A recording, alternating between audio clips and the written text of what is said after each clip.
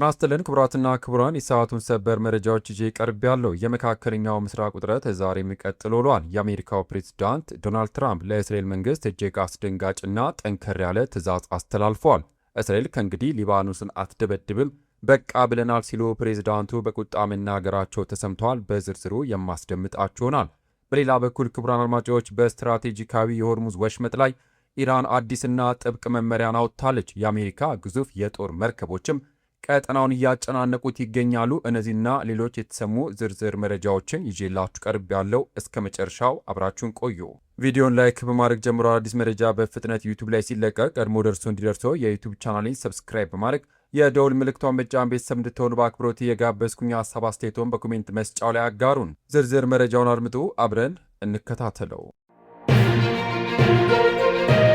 በቅድሚያም የትራምፕ እገዳና የኢራን ማስጠንቀቂያ። የአሜሪካው ፕሬዝዳንት ዶናልድ ትራምፕ አሜሪካ ከዚህ ሳምንት መጀመሪያ አንስቶ የወሰደችው ኢራን ወደቦች የሚደረግ ጉዞ የማገድ እርምጃ ቴህራን ስምምነት ላይ እስከምትደርስ ድረስ በሙሉ ኃይልና ተፈጻሚነት እንደሚቀጥል ተናገሩ። ኢራን ዘግታ የቆየችውን የሆርሙዝ ወሽመጥ ለቀሪዎቹ የተኩስ አቁም ቀናት እንደምትከፍት አስታውቃለች። ይህን ተከትሎ ፕሬዝዳንት ትራምፕ ለዚህ እርምጃ ምስጋና የሰጡበትን የትሩዝ ሶሻል ማህበራዊ ሚዲያ ገጽ ጽሑፍ ከለጠፉ በኋላ ሌላ መልእክትን አጋርቷል። ሆርሙዝ ቢከፈትም ከኢራን ጋር ያለን ጉዳይ 100% እስኪጠናቀቅ ድረስ በኢራን ላይ የተደረገው የባህር ኃይል እገዳ በሙሉ ኃይልና ተፈጻሚነት ይቀጥላል ብለዋል። አብዛኞቹ ነጥቦች ድርድር እየተደረገባቸው በመሆኑ ይህ ሂደት በጣም ፈጣን መሆን አለበት። ለዚህ ጉዳይ ለሰጣችሁ ትኩረት አመሰግናለሁ ፕሬዝዳንት ዶናልድ ጄ ትራምፕ ሲሉ ውሳኔያቸውን አስታውቋል። አሜሪካ ወደ ኢራን ወደቦች የሚጓዝ ወይም ከዚያ የሚመጡ መርከቦች ላይ እገዳ የጣለችው ሰኞ ዕለት ነበር። ፕሬዝዳንት ትራምፕ አስተዳደር በዚህ እርምጃ አማካኝነት ኢራን ከፔትሮ ኬሚካል ሽያጭ የምታገኘው በቢሊዮኖች የሚቆጠር ዶላር እንዲቋረጥ የማድረግ ዓላማም አለው። ፕሬዝዳንቱ በማኅበራዊ ገጻቸው ባሰፈሩት መረጃ እገዳው የሚቀጥለው ከኢራን ጋር የተጀመሩ ድርድሮች 100% እስኪጠናቀቁ ድረስ መሆኑን ገልጿል። በሌላ በኩል ኢራን የአሜሪካ የባህር ኃይል እገዳ መቀጠል የተኩስ አቁም ስምምነቱን መጣስ ነው ስትልም ወንጅላለች። የአገሪቱ አብዮታዊ ዘበኛ የዜና ምንጮች እንደዘገቡት አሜሪካ ለኢራን መርከቦች እገዳውን የማታነሳ ከሆነ ኢራን የሆርሙዝ ባሕረ ሰላጤን ዳግም እንደምትዘጋው ዝታለች። ይህ በዓለም አቀፍ የነዳጅ ንግድ መስመር ላይ የተፈጠረው ውጥረት በሁለቱ ሀገራት መካከል ያለው ግንኙነት ይበልጥ እያሻከረውም እንደሚገኝ ተገልጿል። በሌላ ዜና የሆርሙዝ ወሽመጥ አዲስ መመሪያ። ኢራን ስትራቴጂካዊ በሆነው የሆርሙዝ ወሽመጥ ላይ የሚደረገውን የባህር ጉዞ በተመለከተ ጥብቅ መመሪያ ማውጣቷን የአገሪቱ መንግስት ቴሌቪዥን ከፍተኛ ወታደራዊ ባለሥልጣናትን ጠቅሶ ዘግቧል። እንደ ዘገባው ከሆነ በወሽመጡ በኩል እንዲያልፉ የሚፈቀድላቸው የሲቪል ወይም የንግድ መርከቦች ብቻ ናቸው። እነዚህ መርከቦች ቢሆኑ ማለፍ የሚችሉት በቅድመ ሁኔታዎች ብቻ በመሰረት መሆኑ ተገልጿል። በተወሰኑና በተለየ የባህር መስመሮች ብቻ መጓዝ፣ ከኢራን እስላማዊ አብዮታዊ ዘብ ኃይል የባህር ኃይል አስቀድሞ የተሰጠ ፈቃድ ማግኘት ቅድመ ሁኔታዎች ናቸው። መግለጫው በግልጽ እንደሚያስረዳው ማንኛውም አይነት ወታደራዊ መርከቦች በወሽመጡ በኩል ማለፍ ሙሉ በሙሉ የተከለከለ ነው። ይህ እገዳ አሜሪካ በኢራን ወደቦች ላይ የጣለችውን ከበባ ተከትሎ የመጣም ሲሆን በክልሉ ያለው ወታደራዊ ፍጥጫ ይበልጥ ሊያበረታታው እንደሚችል ስጋት ፈጥሯል።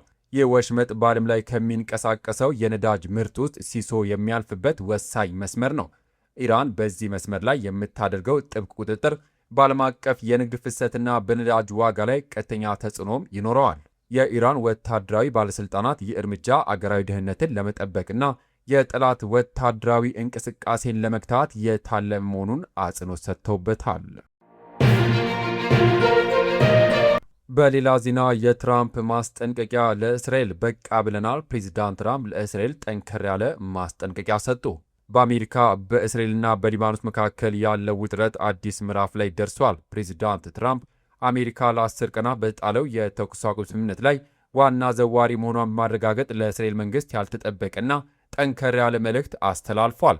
ትራምፕ በገዛ ማኅበራዊ ሚዲያቸው ላይ ባሰፈሩ ጽሑፍ እስራኤል በሊባኖስ ላይ የምታካሄደው ጥቃት በአስቸኳይ እንድታቆምም አዘዋል። እስራኤል ከእንግዲህ ሊባኖስን አትደበድብም፣ በአሜሪካ ትዕዛዝ ይህን ማድረግ የተከለከለ ነው፣ በቃ ብለናል ሲሉ በቁጣ ገልጸዋል። አክሲዮስ የተሰኘው የዜና ምንጭ አሜሪካ የኢራን ዩራኒየም ክምችት ለማስረከብ በምትለዋወጥበት ድርድር ላይ $20 ቢሊዮን የታገደ የኢራን ገንዘብ ለመልቀቅ እያሰበች ነው ሲል ያወጣው ዘገባ ትራምፕ ውድቅ አድርገውታል። ፕሬዝዳንቱ ሲናገሩ በምንም አይነት መልኩ በምንም መንገድ ገንዘብ አይለዋወጥም በማለት ቃል ገብተዋል። ትራምፕ አክለውም አሁን እየተደረገ ያለው ድርድር ከሊባኖስ ጋር በቀጥታ እንደማይገናኝ ገልጸው አሜሪካ ግን ከሊባኖስ ጋር ለብቻዋ እንደምትሰራና የሂዝቦላን ጉዳይ በሚገባ መንገድ እንደምትይዘው አስታውቋል።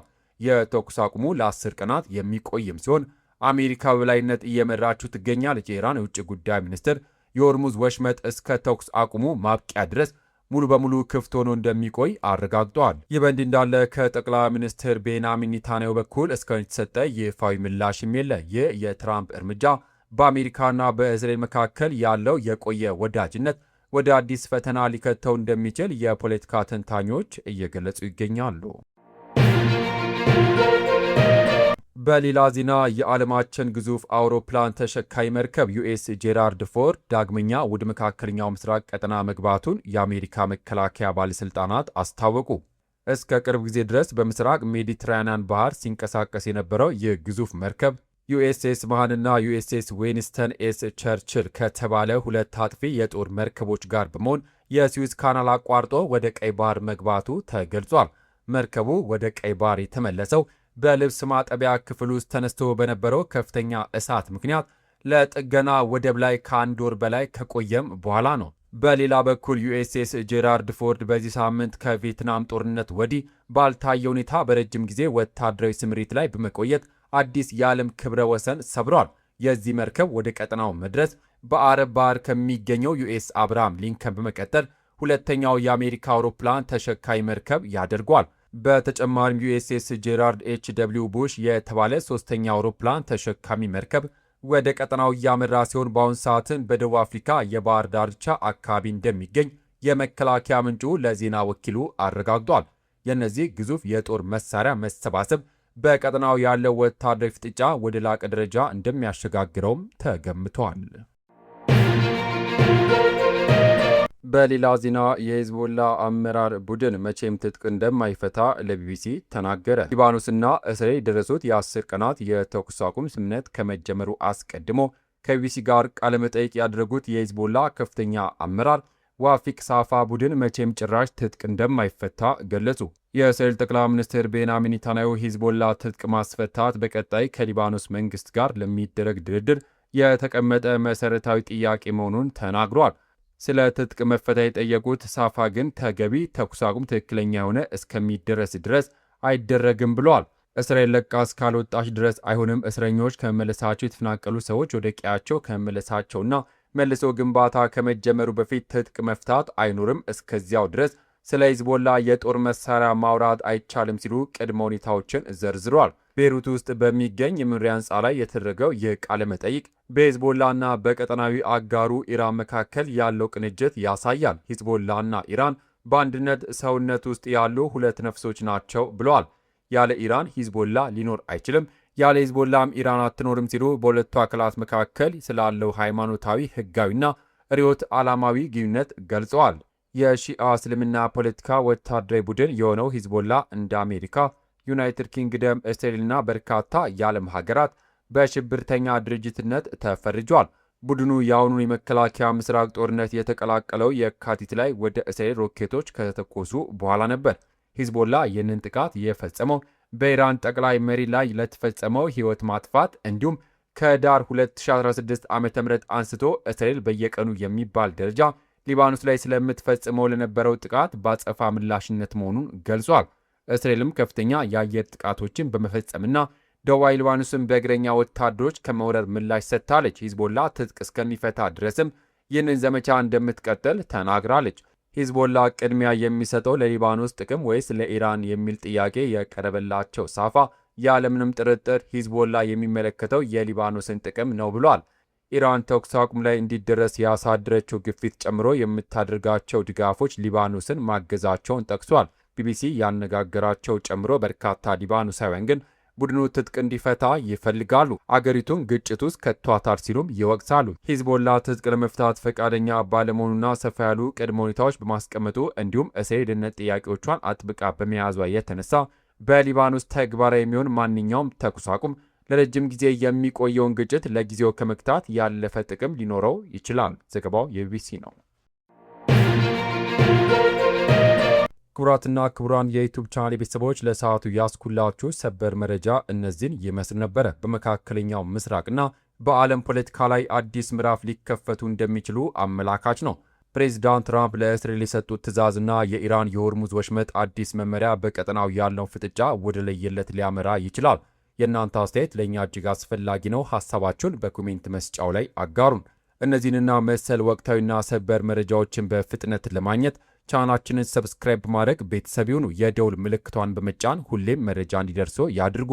ቪዲዮ ለሌሎች እንዲደርስም ላይክ ማድረጋችሁን አትዘንጉ። ከሰዓታት በኋላ በሚሰሙ በአዲስ መረጃ እስከምንገናኝ ሰላም ለሀገራችን፣ ሰላም ለዓለማችን። በያልንበት የዓለም ዳርቻ ቸር እንቆይ።